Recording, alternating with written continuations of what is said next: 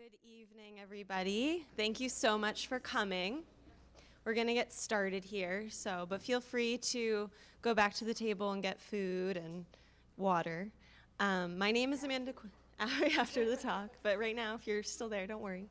My name is Amanda Quinlan. I'm the co-chair of the International Law Society here at Vermont Law, and we're very excited for this event, and we're very happy to have Professor Mary Gray with us today. I'm going to hand it over to Professor Ferrier, who's our advisor, our faculty advisor here, and she's going to give you an introduction to our speaker today. So thank you again for coming, and enjoy.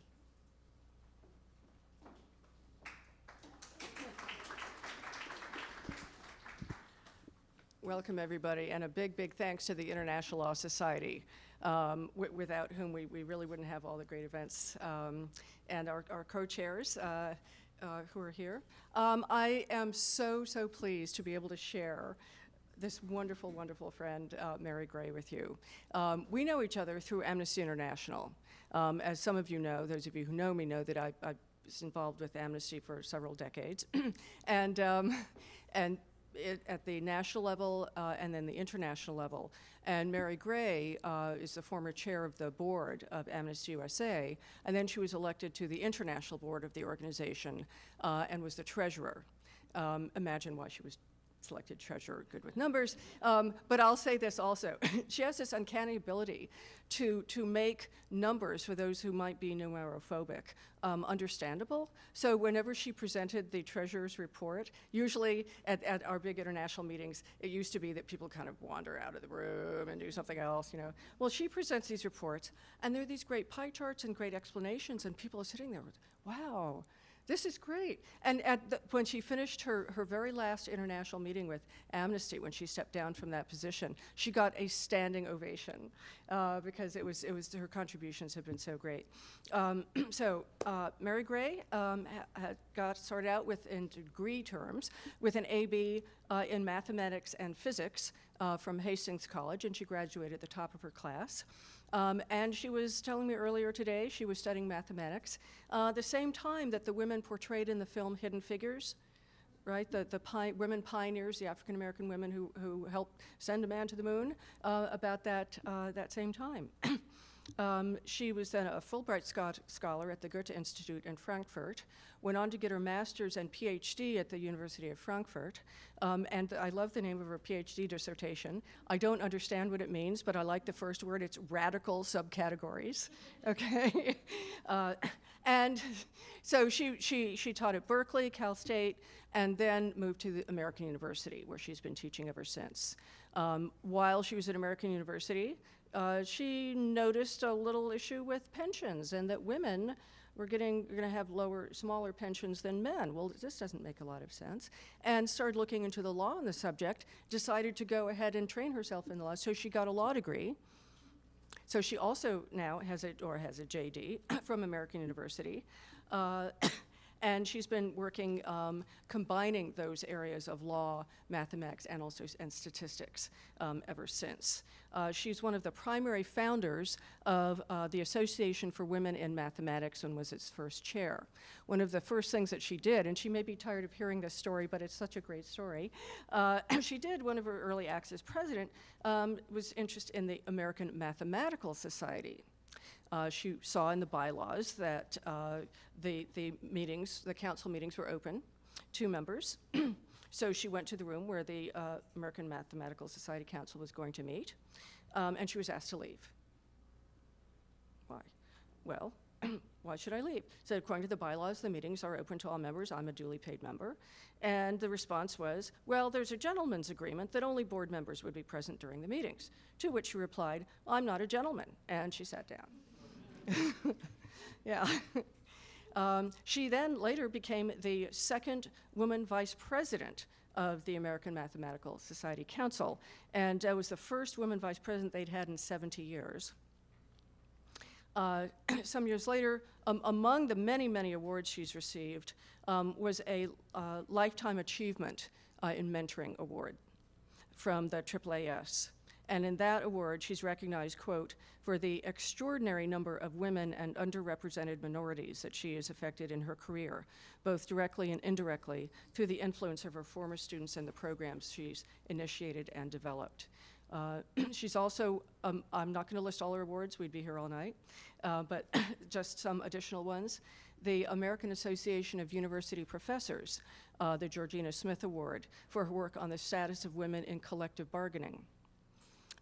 And she won the Presidential Award for excellence in STEM mentoring. She's chair of the board of directors of Amethyst, the American Middle East Education Foundation. She's obviously passionate about education. And I think all human rights activists are passionate about education, so important. She's also served several times as chair of what's called Committee W. This is a part of the Committee on Women of the AAUP. And I'm just going to quickly list some of the areas that she's testified about in Congress and also state legislatures. Income tax reform, affirmative action, pensions and insurance, age discrimination, Social Security, pay equality, women and the military, retirement income security, the constitutional right to travel, and women in science. So she's devoted her life to using her knowledge of law and statistics in the service of social justice. And so without further ado, please help me welcome Mary Gray.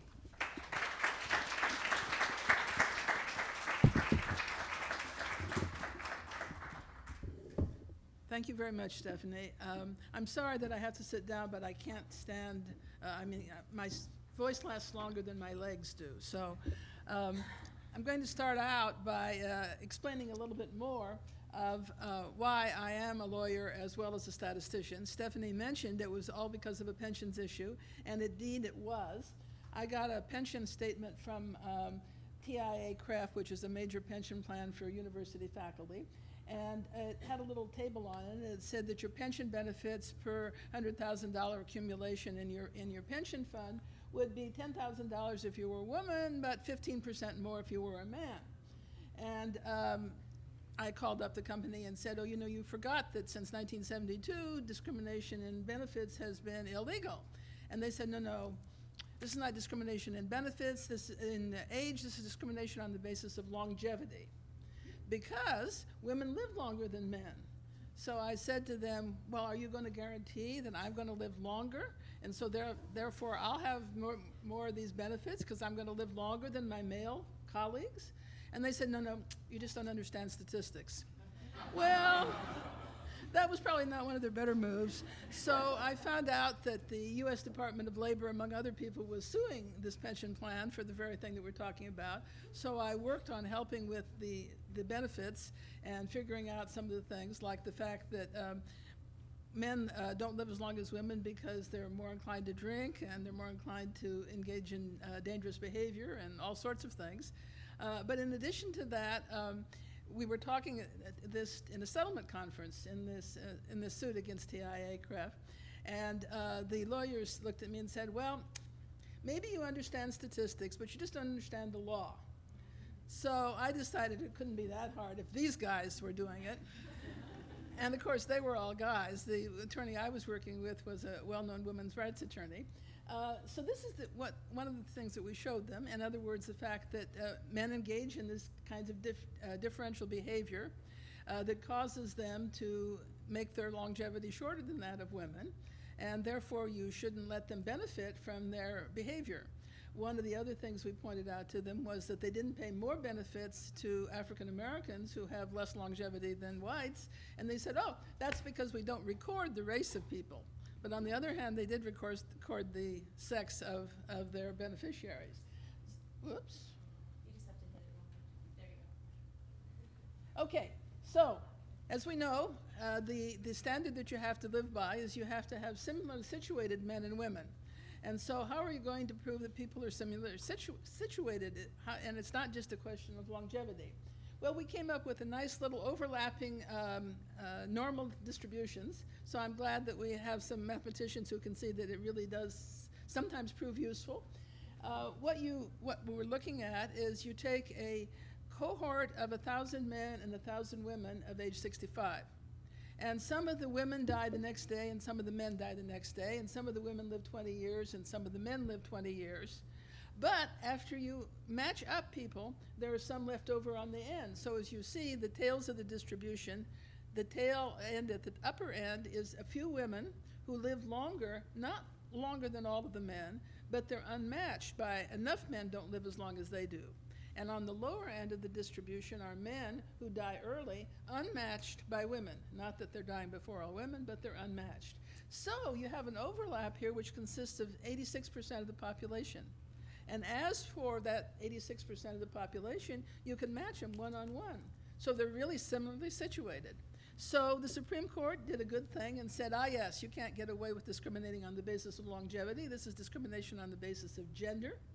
And so for all the money that people had contributed over many years, the benefits were equalized, and subsequently the pension plans that are employment related are gender discrimination free.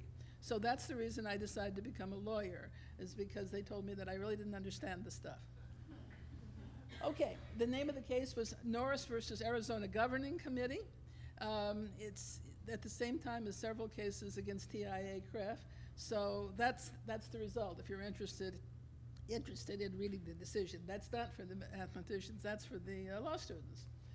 Okay, so other applications of statistics. Well, Title IX of the Civil Rights Act of 1972, as many of you know, because it's in the news again with respect to gender-free bathrooms, but the first applications that one saw of Title IX in education, particularly in higher education, were to sports.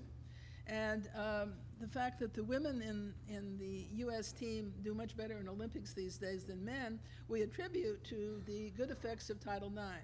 There actually have been more or less equal expenditures for men and women in sports to a greater extent than there ever had been before. So the sort of end case with respect to discrimination in college athletics was Cohen versus Brown University. So the testimony that I did in that one was simply to match up how many men and how many women there were in the student body at Brown, and how many men and how many women there were in the athletes in Brown. And that's a very simple sort of comparison, except there are different ways you could look at it. So when you're looking at a measurement between people who are eligible for something and people who actually get it, you need to know, of course, what the percentages are in each case, and you need to know how many people you're talking about. One of the most frustrating times I ever tried to use my statistics was a lawsuit by a Latino man against the National Security Agency. And we had from the National Security Agency the fact that only 10% of their employees, for example, were Latino. And when we said how many, they said, oh, that's a national security issue, we can't tell you.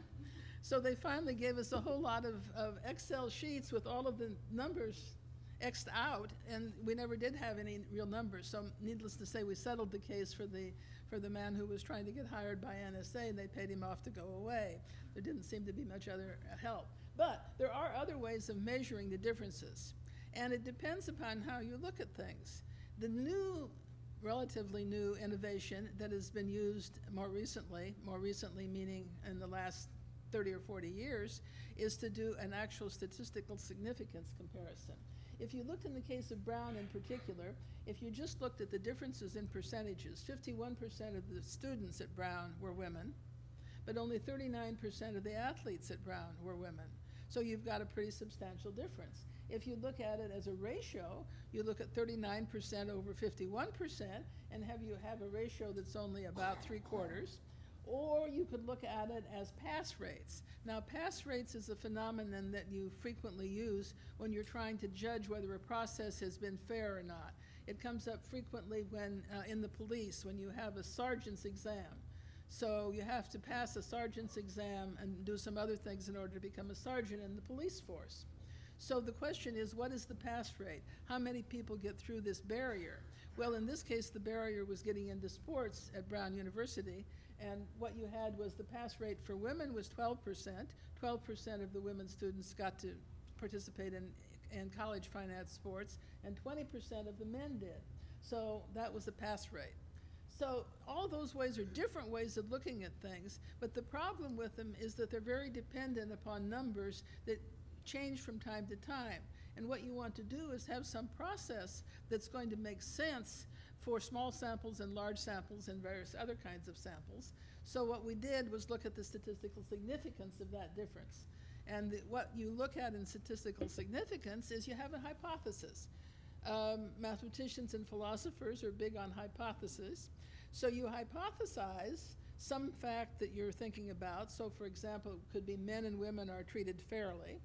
So that's your hypothesis, that men and women are treated fairly, or that people of different races are treated fairly. And then you want to test this hypothesis, so you get some data from a sample. And from this sample, you look to see what the figures are like. And on the basis of the sample, then you can make predictions about the population as a whole. But what you're actually saying is this data I got in my sample consistent with the hypothesis? So is the fact that only 39% of the women, only 39% of the athletes are women, is that consistent with the hypothesis that they're fairly treated? And the probability that you would get such a result if the choice were just random between men and women, in other words, if there were no gender associated with this choice, you would find a probability that's very small, less than 1 in 1,000. So this was sort of the last case in a whole long series of cases. Along the way, you get help from time to time. For example, a case that involved Temple University, we were looking at the basketball teams. It's always difficult to deal in college sports because the football team overwhelms everything, and they're men. And it's difficult to make the comparisons, and people always question it on the grounds that you've left out football if you leave it out. So we looked at the men's basketball team and the women's basketball team, and we discovered that the men's basketball team was getting a lot more money than the women's basketball team. So what are you going to do about that? Well, it turns out that we put the athletic director of Temple University on the stand and said, how come is it that you're spending more money on men than you are on women? And he says, well, you know, when they go on road trips, we put the women 3 to a room, and we put the men 2 to a room. So, of course, it costs more money. So obvious question, why are you doing this? Oh, he says, the men are bigger. Now, another case that's very similar, and this is the one I like because this involved Girls High and Central High in Philadelphia. And for many years, Central High in Philadelphia had been boys only, and it was sort of the route to success in business in Philadelphia or in government or in anything else. And so it was very prestigious. It was for academically very well qualified boys.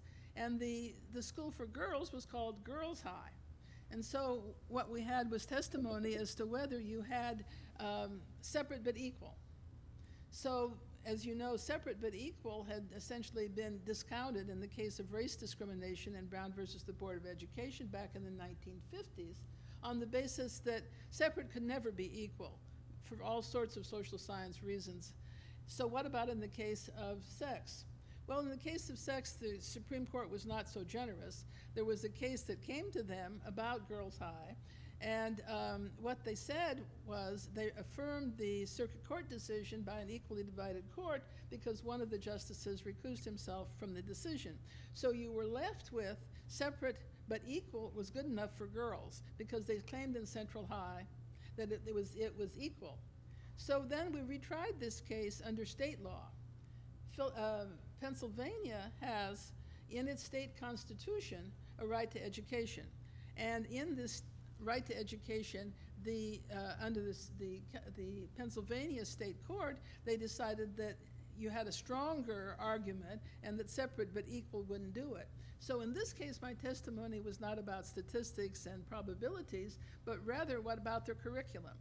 So one of the things that what I was testifying to was that in Central High School, there were two years of calculus.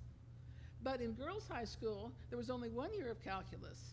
But, said the Philadelphia school system, they have Italian. So what we managed to show was that nice as Italian might be, and I'm a great opera fan, so learning Italian definitely is an asset, it isn't really the same as calculus 2. So they didn't get very far with that, and they had to eventually let girls into Central High. So, okay, statistical significance is, there's always some reason that explains away these differences. In the case of the pensions, it was explained away originally by longevity. And what they said was because women live longer, et cetera, et cetera. Well, another case I worked on, it was a workplace discrimination. You may have seen on television ads for something called next day blinds. And next day blinds will come out and on the next day, presumably, put up blinds over your windows. And their franchise stores, and the franchise store in Maryland was being sued by one of the employees, an African-American employee, who claimed that he was making less than were white employees who did exactly the same sorts of jobs. Well, when we looked into this further, it turned out that the salaries for people who worked at next day blinds had two components. One was a base salary, and then was based on commissions from the jobs. So the bigger the jobs, in other words, if you had lots of blinds, or if you had very expensive blinds, then the guy who put them up, and they were all men, the guy who put them up would get more money in commission for that job than if you only had a couple of blinds or you had sort of cheap blinds. So that was their excuse, that it was based on the commissions. Well, then, of course, the African-American employees asked, well, why aren't we getting these commissions that have lots of blinds and they're very expensive? Well, their excuse there was that they assigned the employees on the basis of where they lived. And one of the remnants of years of segregation in the Washington, D.C. area, as in most parts of the country, unfortunately, is housing segregation. So assigning by where you lived meant that, in the case of the next day blinds, the African-American workers came from areas where the people who bought blinds didn't spend a lot of money, and the people who were white came from areas where the people who were buying blinds spent more money, and therefore their commissions was higher. So that was another factor that you had to consider and look at it as a question of statistics. What about where they lived as a proxy for race in the particular case of next day blinds? Another very popular study, in fact one that I've just been asked to undertake at a law school, not this law school, you will be happy or maybe not so happy to hear, but the claim is that the salaries of the men and the women law professors are different, and the women are making less than the men. Well, this is a very difficult problem. This one I happen to show here happens to be for actuaries only, just because I particularly liked the drawing. Actuaries are what somebody once said, actuaries are people who are not exciting enough to be accountants. So it's not probably what most people worry about, but it's actuarial salaries nonetheless. And the blue dots are the men and the red dots are the women. And then you have straight lines running here. Well, what are the straight lines? Well, the straight lines take the sample data that you have and try to project what the relationship is overall on the basis of the sample data that we have. So this particular thing shows years of experience. As years of experience increase from the left to the right, you have the salaries of the men and the women, and then you try to fit it to a line. One way to do this would be to sort of lean back and squint at it, but we teach better methods than that in statistics classes, and so you actually can calculate what the best approximation is. And as you can see, the best approximation to predict the salaries of men predicts them above women on the basis of the sample, so it shows the overall discrimination that was occurring in the salaries. Now, the problem with this is experience usually is something that goes into salaries, but it's not the only thing. There are other things that go into it, depending upon the job. And the jobs of faculty members in universities, whether they're law schools or something else, tend to be very complex. And in addition to years' experience, there are lots of other things that might be taken into account, other than gender, which seems also to have been taken into account in this particular case. So it could be how many books did you write, or how many papers did you publish. It could be how much money did you get in grants from the government or from private foundations? In other words, how entrepreneurial were you? How great a teacher you were, supposing that they thought they had some method of measuring how great teachers were. So there are lots of different factors that should go into this. And so while regression studies, these are regression models, have been used a lot in salary evaluations, not only in law schools, but in lots of different places, there's always something that you left out. So it's very difficult no matter how good your statistician happens to be able to show that there's not some other factor that somehow is explaining this other than gender. So that's one of the things that one has to explain if, for example, when I'm consulted about looking at the salaries in some particular context, what do I think? Well, what I think is it's going to be very hard because there are going to be lots of factors that are going to be extremely hard to quantify. So what you do is you try to make the best model that you can and then convince the jury or the court that you've accounted for everything that legitimately can be measured and therefore put into the regression salary, and you're still left over with a difference between men and women that's unexplained. So an unexplained difference when you've tried to explain everything else. And that's the purpose of making a model. Now, when I say to a jury or to a judge, my favorite judge, or my least favorite judge really, was a judge in Texas where we were talking about a case like this, and I was explaining that the women's salaries fell further and further behind the longer and longer they'd been there. But this was a state university where everybody got the same percentage raise. Everybody got a 5% raise, everybody got a 2% raise. So of course, even though you got the same percentage, the salaries got further apart. No, says the judge, that can't be. They got the same raise, it's the same percentage, it couldn't be. So, taking a very simple number, I said, okay, so the women get $40,000 to start and the men get $50,000 and everybody gets a 10% raise, only we would wish we did. But 10% is easy, even judges can calculate that. So you end up now, the woman is making 44 and the man's making 55, and they grew further apart. And the judge says, no, that can't be because they got the same percentage raise. So sometimes what I advocate is statistics for judges, not that it necessarily is going to take any effect. Okay, so these are all the other factors that you might put in when you're doing a regression salary that I just mentioned. So once you get beyond sports and beyond statistics, there's a lot of other stuff that you can do statistics with. In fact, I've written a lot on the subject of how you use statistics.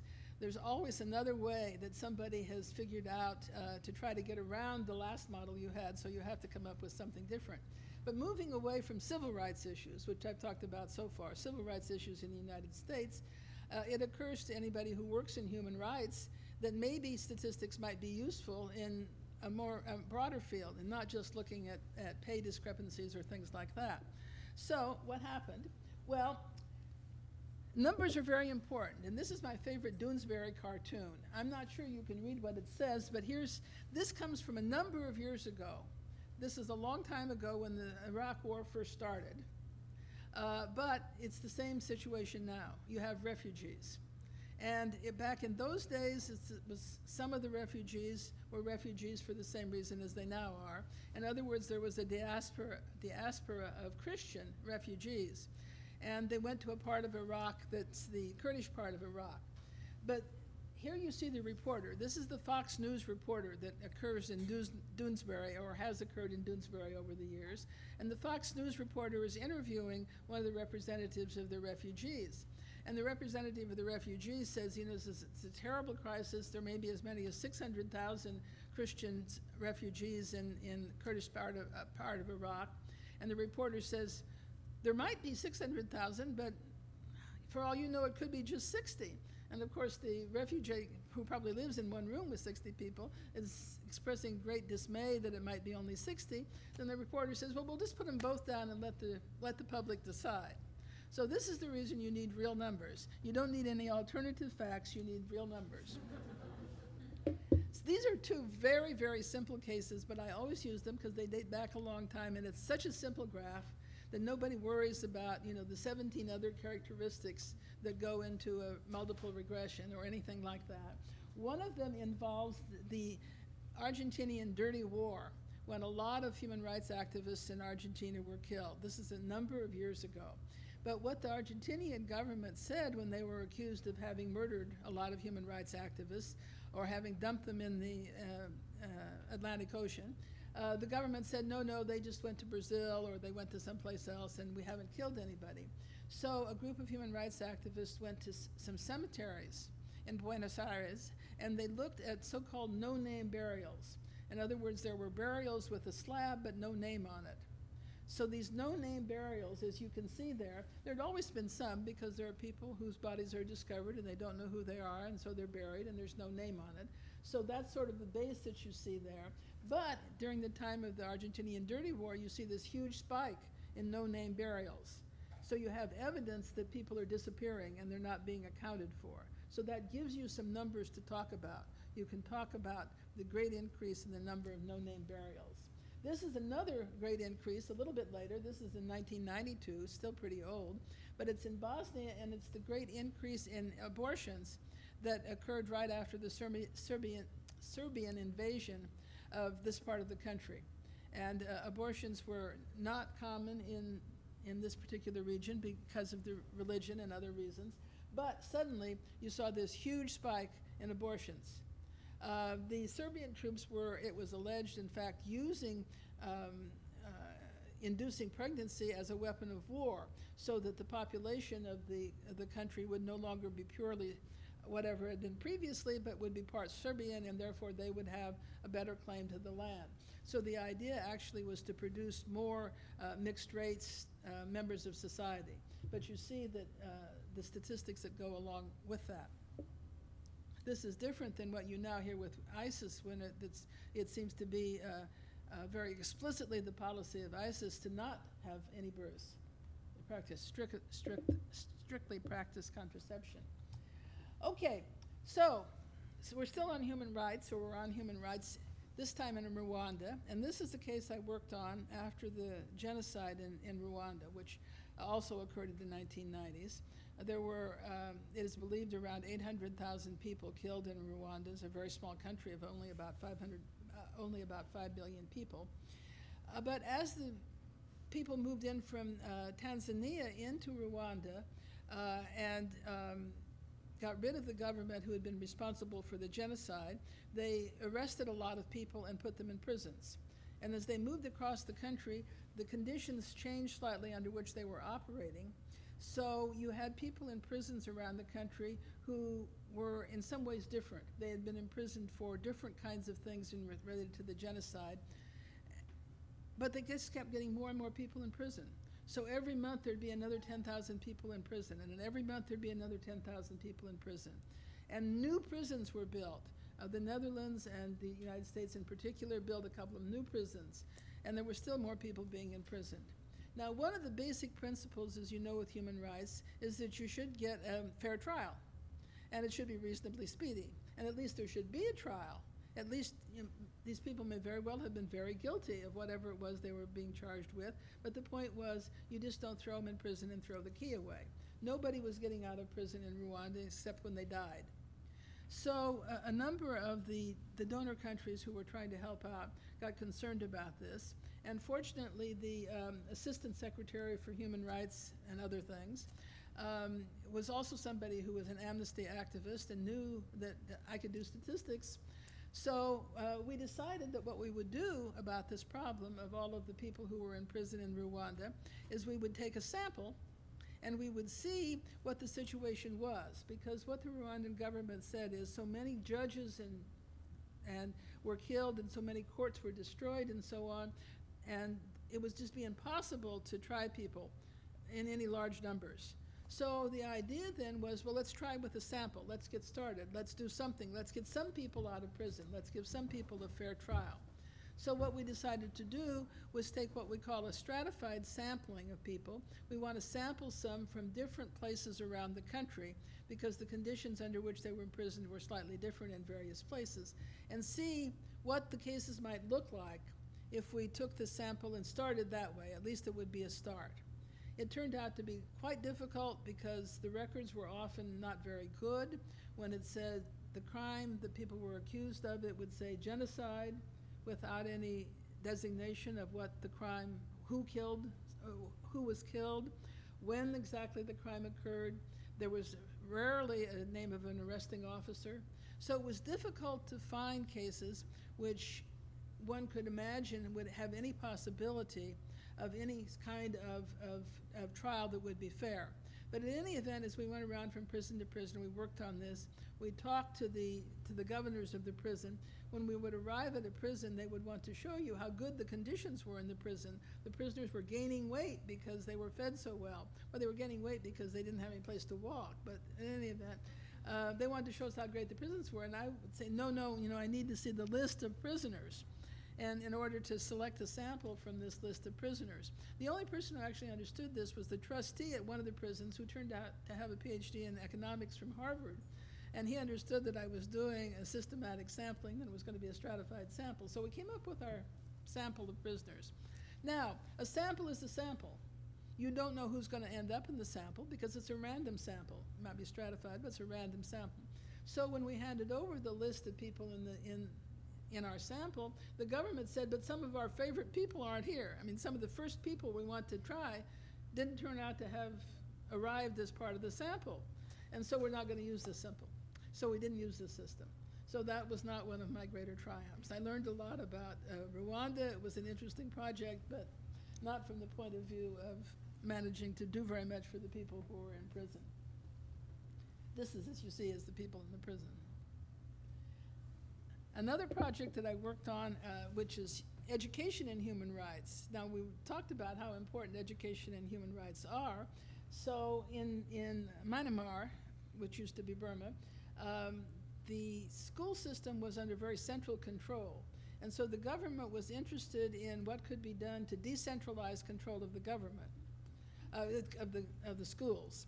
The government in Myanmar at the time was military controlled, and 25% of all of the government bodies, which still happens to be the case in Myanmar, were military officers. So if you went to, to a parliament or to committee of parliament or anything like that, there would always be a quarter of the people in military uniform, which was a bit disconcerting. So we did a survey in one of the provinces of Myanmar to see how we could implement a decentralization process to give the schools more local control. One of the things that we discovered, for example, is that the central government only was funding 50% of the local schools, and the other 50% was collected locally. So to get a job as a teacher in Myanmar, you had to be a very good fundraiser, because it was your job to go around and get the people, the parents and the others in the local community to contribute enough to fund the schools. Well, obviously, the disparity which already existed on the basis of economics in Myanmar got worse because the resources of the local community were funding 50% of their budgets. So we came up with lots of good statistics showing why this was not a good idea and why, in fact, there should be central planning for decentralization, but they should look at the needs of the schools and the local resources that were available. So I don't know how well that's worked out. It's probably going to take a while to see if it actually has any effect, but at least it was a good idea. In Iraq, it was a more immediate result. After we invaded Iraq in 2003, one of the things that the American occupying forces wanted to do was repair the schools that had been destroyed. So that's obviously a noble purpose and a good idea. The trouble is that any of you who've lived in that part of the world know you don't have a street address. Like my university is at 4400 Massachusetts Avenue Northwest. Well, it's nothing like that. It's go to Ahmed's service station and turn right, and go to Mohammed's Cafe and turn left, and do this and do that, and then you arrive at a school. And so the American contractors who were supposed to be repairing schools were arriving at the wrong schools. So ones that hadn't been repaired at all would get all of this help, and ones that had really needed the help were not getting any of it at all. So we looked at the secondary schools as being something that was more manageable. So we did a survey of all of the secondary schools in Iraq, with the exception of about 6 that we couldn't get to see what their needs were. Were they running double shifts or triple shifts? Did they have enough chairs? Did they have enough chalkboards or something to write on? Probably not chalkboards. Was there even one computer in the school? Did they have enough teachers? Did the teachers have training, and so on? So in other words, what we did was to formulate a profile of each of the schools, including what repair work needed to be done, and we used GPS so that we had an exact location for the school. We used a GPS system that was accurate up to 30 feet. If you're going to repair a high school, within 30 feet, you're going to find the high school. And we used teachers in a summer break to go around and help us do this because they were received well by the people whom they were asking questions and getting information. So we got a lot of schools repaired. Did we get them all repaired? Probably not. Did some mistakes get made? Probably yes. But in any event, it was a good project, and it was a useful use of statistics given that we'd screwed up the country in the first place. Okay, what about human rights issues closer to home? Some of you may have become familiar with the issue of voter ID laws. This is one way to suppress votes, to have fewer people able to vote because you required a voter ID of some sort. It's a state matter because the states are the people who have the control over who gets to vote for the most part, and various states pass various sorts of laws. One of the ones that's not one of the worst by any means is in Virginia. The reason the state of Virginia was the subject of some investigation is that American University is on the border of Virginia, and so we were going to use students in this project, and we could send them across the river to Northern Virginia to do the project. In Virginia, voter ID can be a driver's license, it can be a passport, it can be an ID which is issued by a university or a school in Virginia so long as it has your picture on it, or it could be a voter ID card that you get simply for the purpose of having a voter ID card. There are still a lot of problems with those kinds of IDs. My class, American University is a private university, so when I explained this to my class, one student raised her hand and said, "But everybody has to have an ID to fly." So at least the students learned something from the project about what the real world was like. So what we did was a survey in Northern Virginia to see how many people were being turned away from the polls on the day of the election because they lacked appropriate ID. Now you can see the problems with this because a lot of people don't come because they know they don't have that they're going to have an ID. But at least it's something you can do. And when you're conducting surveys, you think about, is it feasible? Is there a way I can do it? Well, if you have the people in prisons, that's pretty good. That's the way you can get at it. If you're at the precincts, at the polling place, then you can actually find out if somebody's turned away. So essentially, we dealt with what we had available.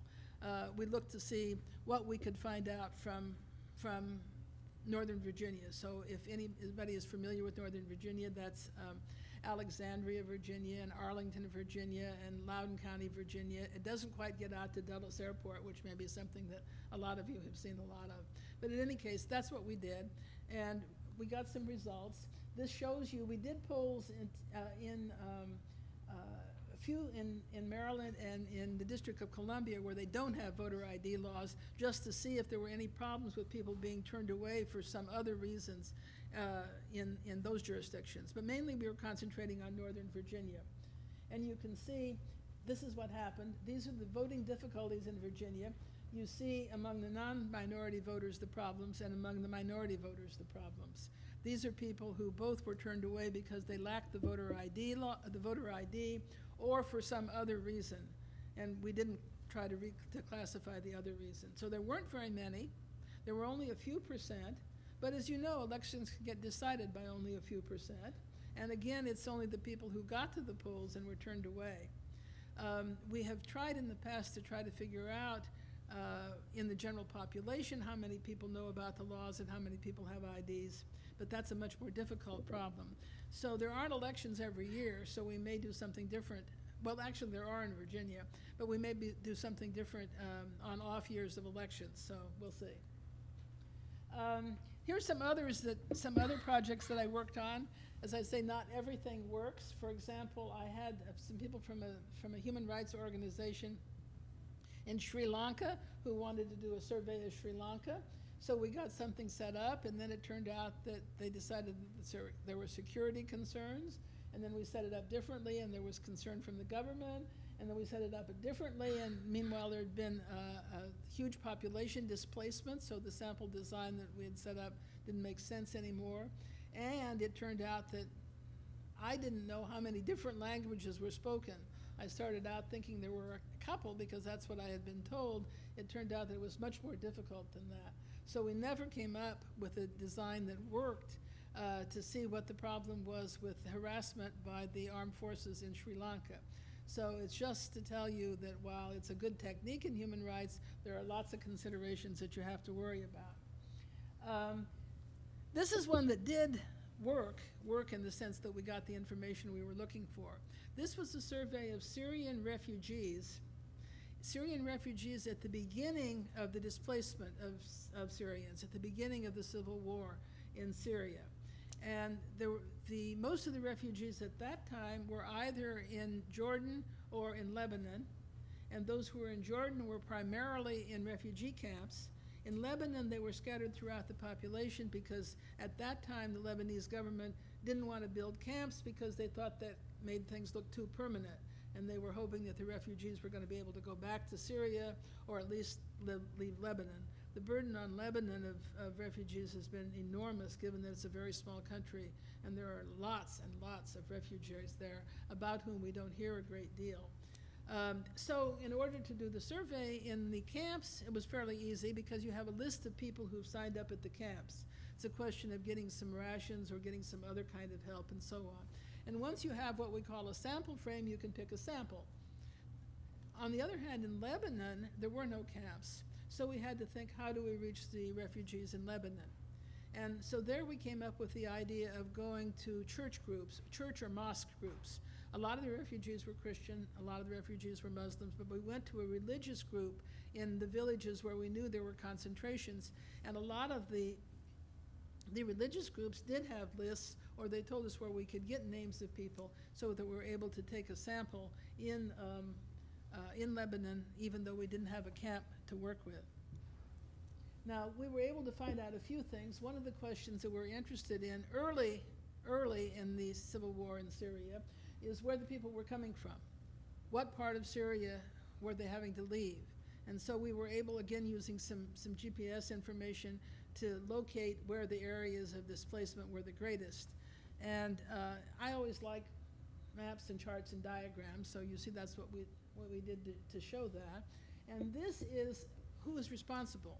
At the beginning of the Civil War, there was a lot of controversy about whether rebel groups were causing harm or whether the troops were causing the Syrian military or the local police forces.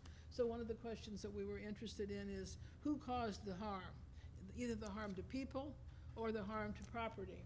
And so we were able to do another diagram showing where the different kinds of abuse of the refugees had been the worst throughout Syria.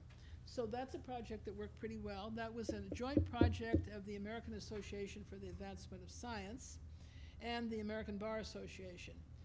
The American Bar Association providing the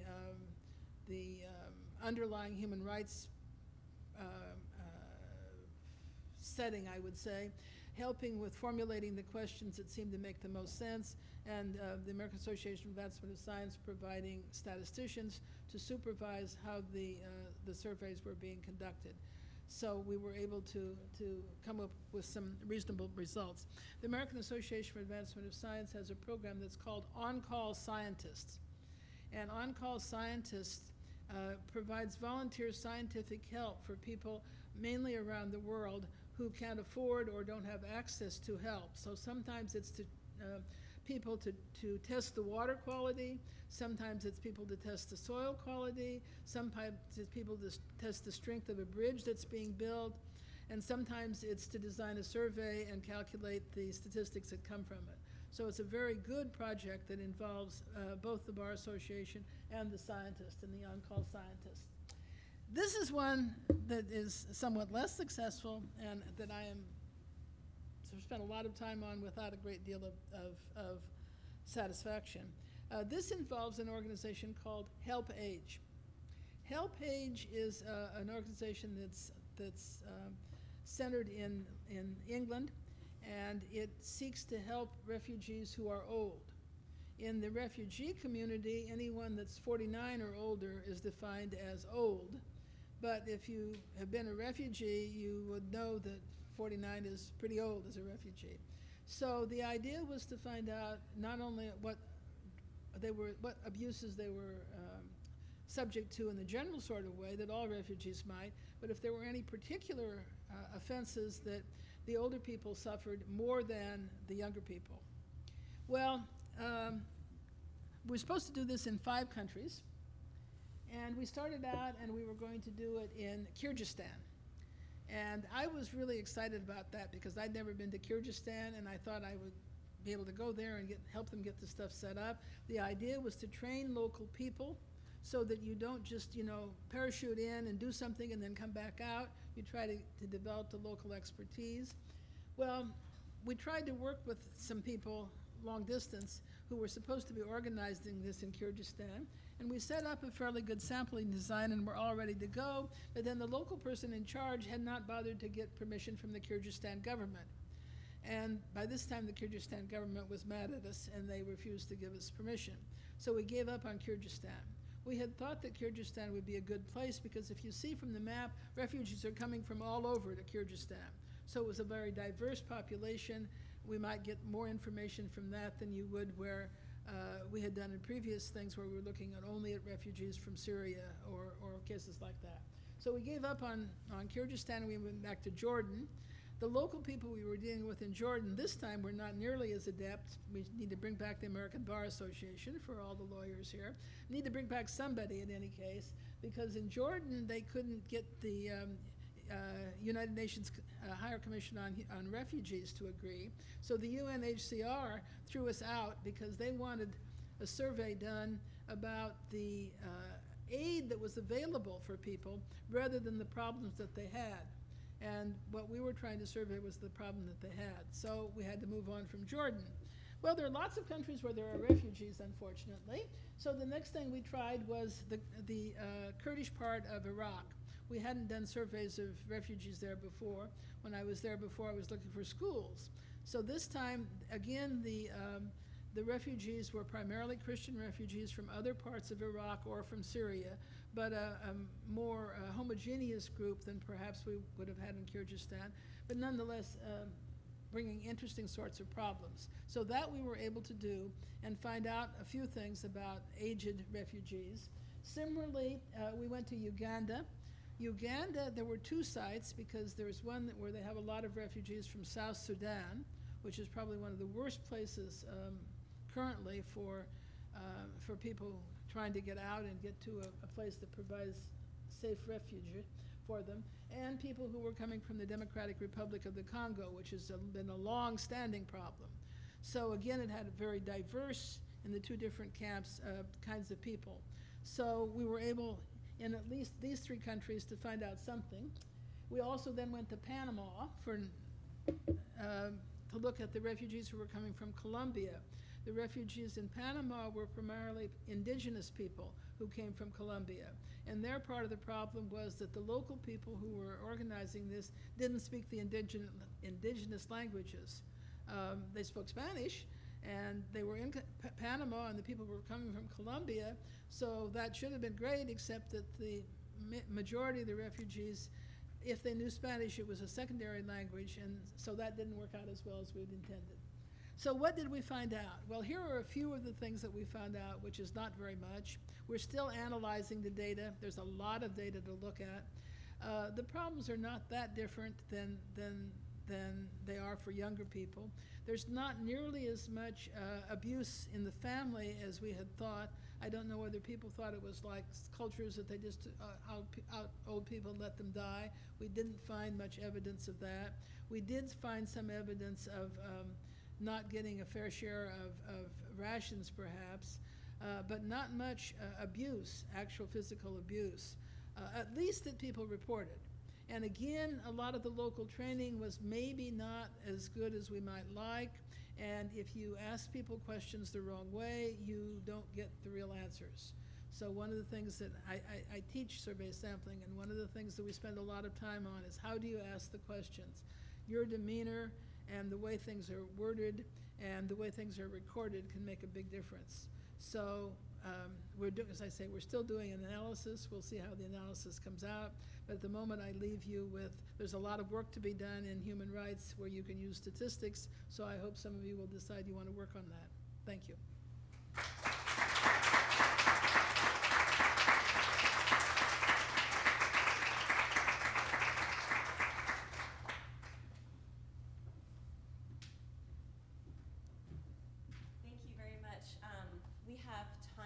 questions from the audience if there are any. And I'm going to get the microphone to pass around. People want to start.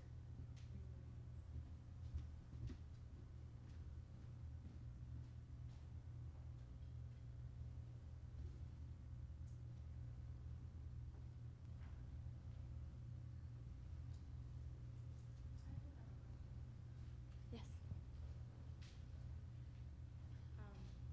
So, when I came to this school, I came from a liberal arts college, and we. You're going to have to come closer for me to Okay. hear. So I came from a liberal arts college, and the science I took there was heavily emphasized. Like we should learn how to read statistics. That there is more one story from one graph.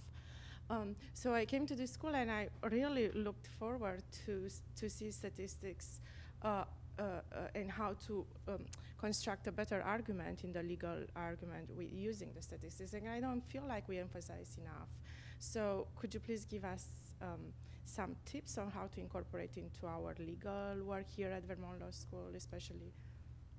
I'm sorry. I can't hear what you're saying. You need to come closer. Oh, all right. Some tips on how to incorporate. I'm sorry? She wants some tips on how to incorporate statistics into legal work. Is that right? Into our legal education. Into legal education. Well, I think you ought to have a course in statistics in your law school, and you all ought to take it. It ought to at least be an option, but it would be nice if a lot of people would take it. It would be, I've talked to, I've worked with a lot of lawyers as a consultant on cases, and I've worked sometimes I end up being a translator because they already had a consultant who doesn't understand the legal stuff, and the legal people don't understand the statistics, and so it's an intermediary. You don't like to have to do it that way.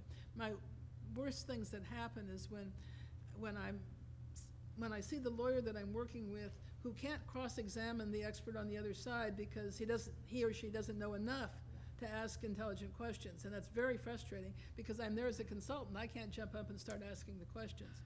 So you need to train people. You need to, you can do a moot court where you have a statistics case. Take some good case like there's a case called Bazemore versus Friday, which goes into regression analysis in great and gory detail. Really great and gory detail. But it would be a good thing to work through with a statistician and a lawyer to see how all of this happens or fails to happen. That's the only thing that I can really suggest is it's practice makes perfect. I've worked with too many lawyers who've said to me, well, I went to law school because I didn't like statistics. Mm-hmm. I don't like to hear that. Of course, I don't like to hear that anybody doesn't like statistics, so. Thank you.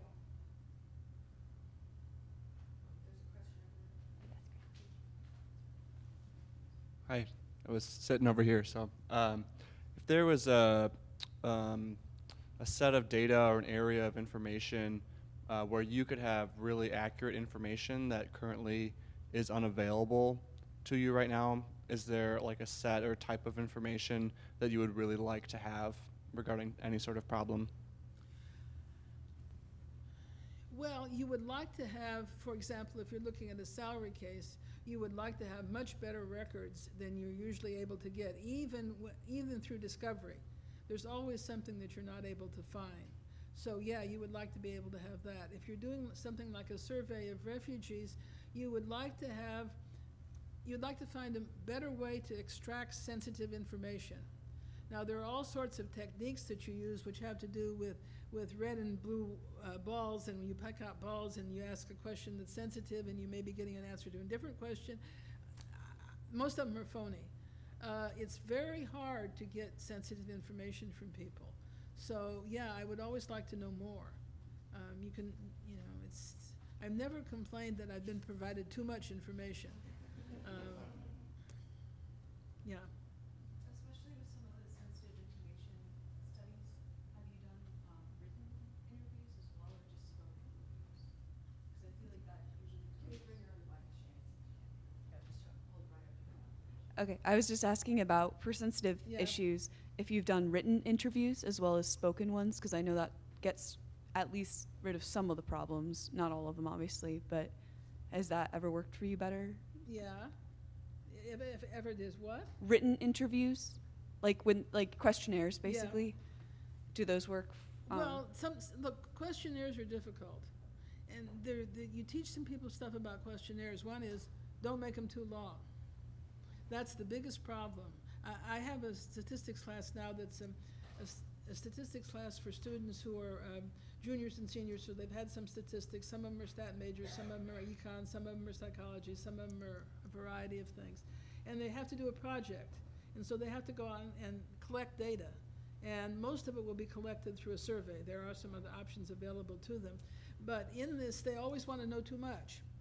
But you can't know too much, so it's a conflict with what we were just saying. You want the more information, but if people ask, that's one of the problems with the polls in the last election.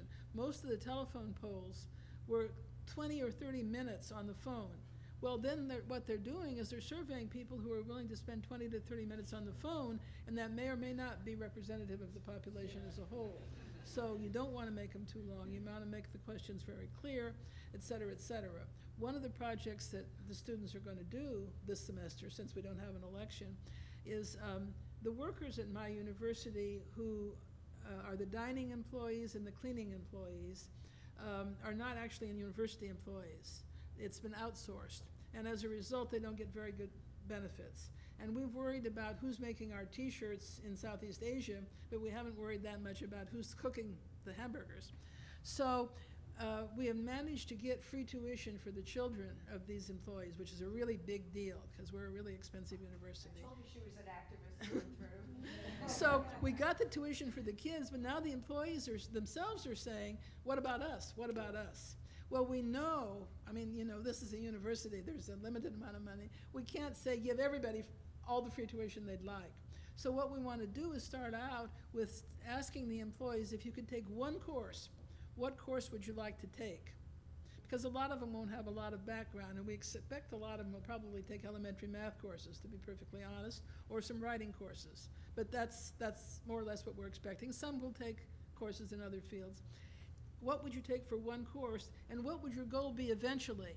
You know, would you really like to get a degree in something, and if so, what degree? So we're formulating the questionnaires that the students are going to use to get the information from the employees.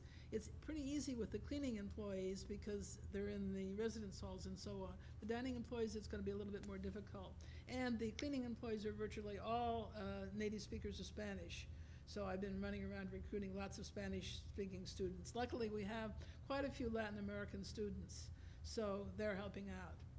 They didn't come to AU to be political activists, but they're learning.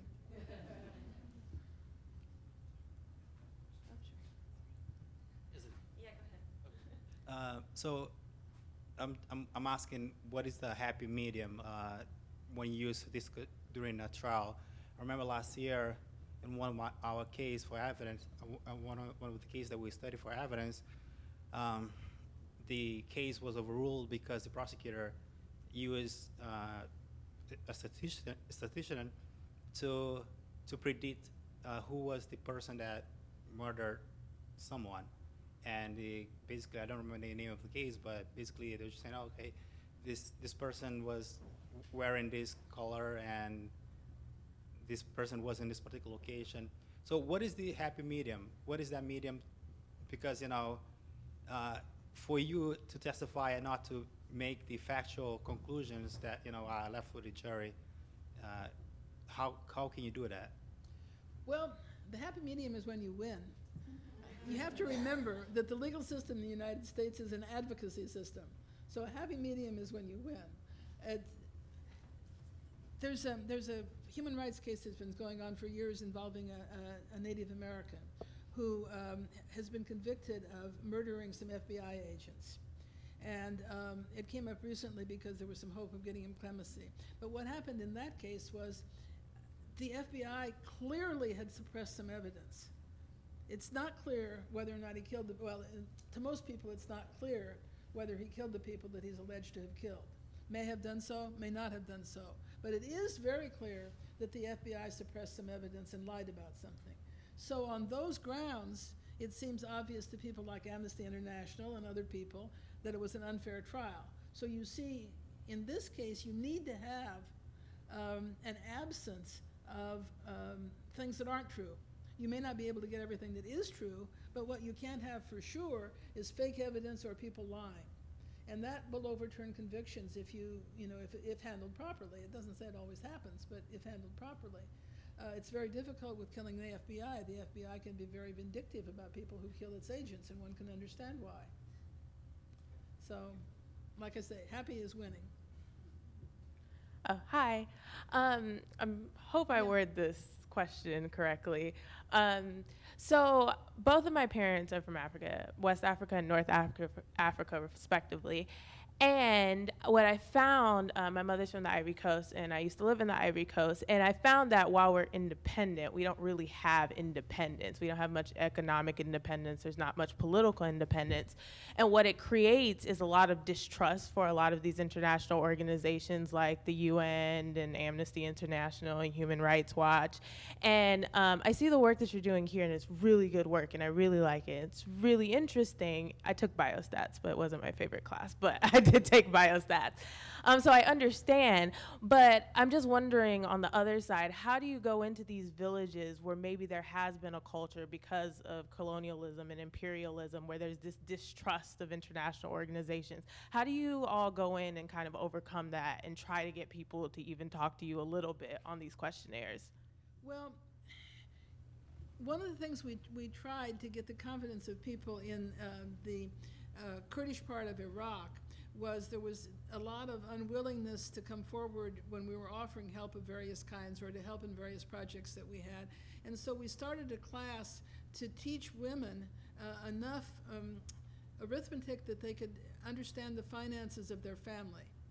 And we did this, they could bring their kids and they could come, and it was really simple stuff, with a really simple budget. And then they knew more about money than their husbands, and they were empowered, and we had all kinds of cooperation. One of the things we were trying to do was to get them to clean the garbage up off the streets, and we suddenly had volunteers. So you look to see, what is it that people need and how could you help? And it's not easy. You'd have to talk to the local people and try to get from them how to get. Have you seen a movie out now called A United Kingdom?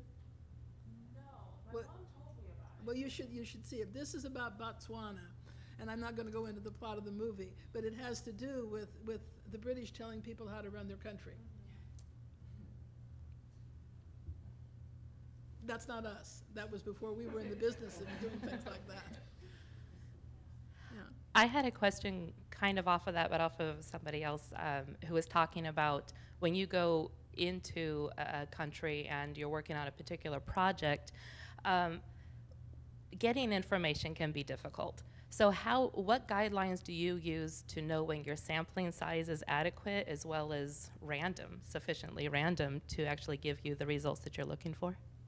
The question that drives statisticians up the wall is, how big a sample do I need? Right. You don't know how big a sample you need until you know what it is you're trying to find out.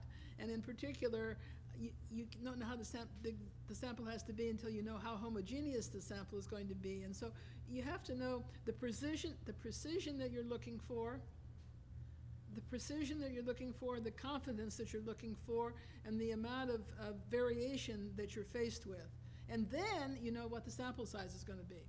But until you've decided that, the sample size that's normally used for when you're predicting an election in the United States is either 800 or 1,200. This is for a population of what, 275 million people or something?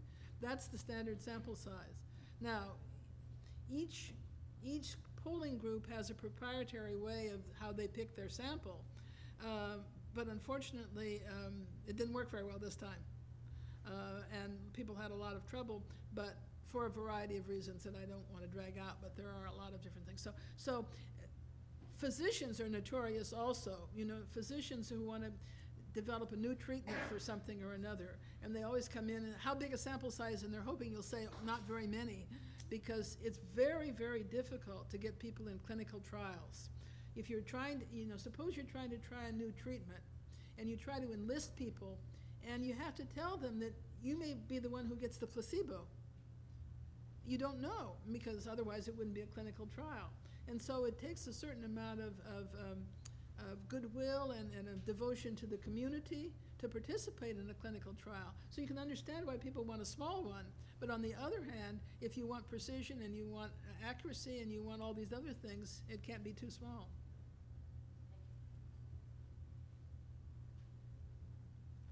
I actually have a question about how you pass from. Hi, I just have a question about how you pass from your work at the university to this work that you presented here, and that you are still also navigating.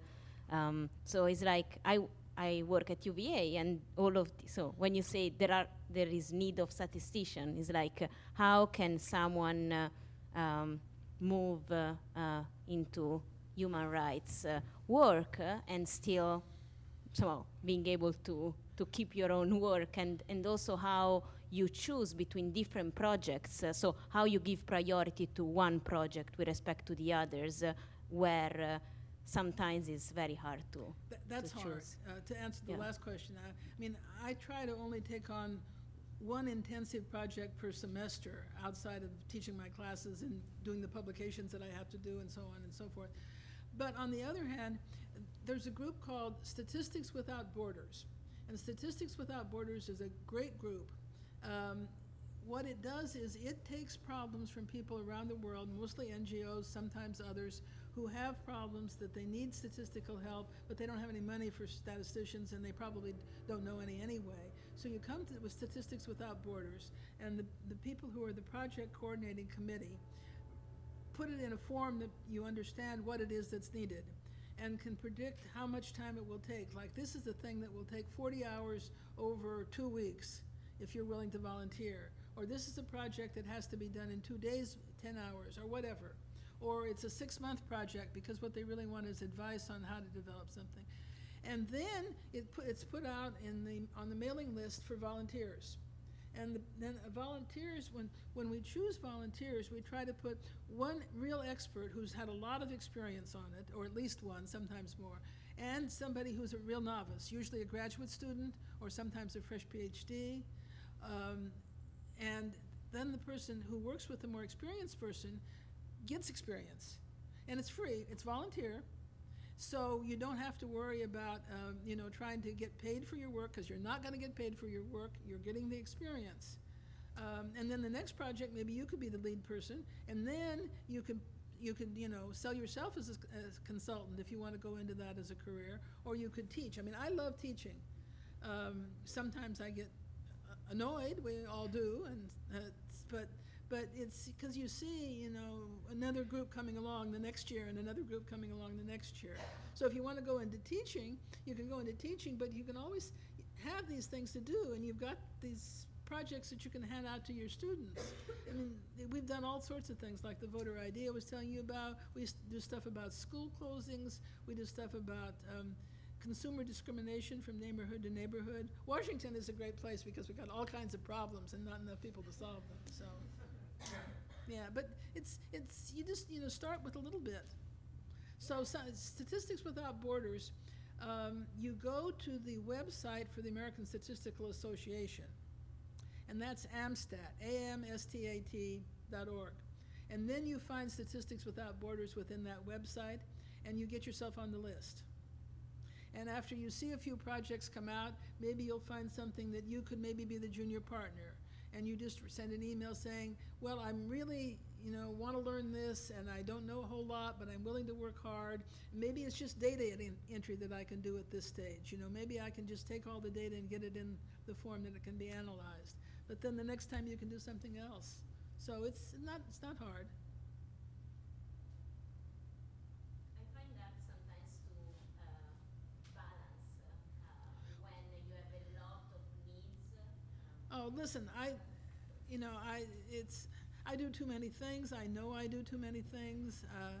I'm supposed to be writing a book. I'm not getting very far with the book. I write a column for a statistics journal 4 times a year about how statistics are used in legal things. There's always something more. So yeah, it's hard. Organized for the cafeteria workers. Yeah, I'm organizing the cafeteria workers, and absolutely. And there's always something. But are you a student? I studied a tenure track. One of the things that students have to remember is the first thing is to get the degree. So you don't want to, or if you're on faculty members, and faculty members, if they're trying to get tenure at a university, they have to keep their eyes very narrowly focused on that. And you can do a project along with that, but you have to remember that the important thing is get the degree. Any more questions for her, or? But my email was up on the first slides. It's just mgray@american.edu, so if you want to correspond, feel free. Thank you very much. You're welcome.